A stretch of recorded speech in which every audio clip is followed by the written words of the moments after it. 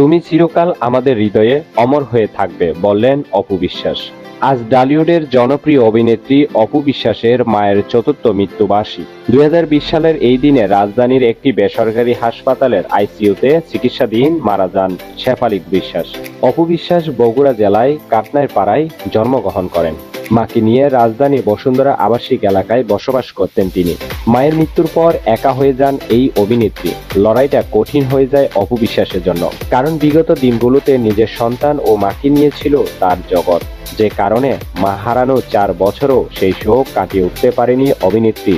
মঙ্গলবার রাতে সামাজিক যোগাযোগ মাধ্যমে একটি পোস্টে মায়ের স্মৃতিচরণে অপু বিশ্বাস লিখেছেন, 4 বছর পেরিয়ে গেল, মা আমাকে ছেড়ে চলে গেছেন, কিন্তু মায়ের উপস্থিতি আমি প্রতিটি মুহূর্তে, প্রতিটি নিঃশ্বাসে আজও অনুভব করি। অপু আরও লিখেছেন, মায়ের স্মৃতির প্রতি বিনয় শ্রদ্ধা জানায়। তিনি যেখানে আছেন সেখানে থেকেই আমাদের দিকে চেয়ে আছেন, আমাদের মঙ্গল কামনা করছেন। তিনি বলেন, মা তোমাকে অনেক মিস করি, তোমার শূন্যতা কখনো পূরণ হবে না, কিন্তু তোমার স্মৃতি আমাকে সাহস দেয়, এগিয়ে চলার প্রেরণা দেয়। তুমি চিরকাল আমাদের হৃদয়ে অমর হয়ে থাকবে। সজীব চৌধুরী, বাংলা নিউজ 20।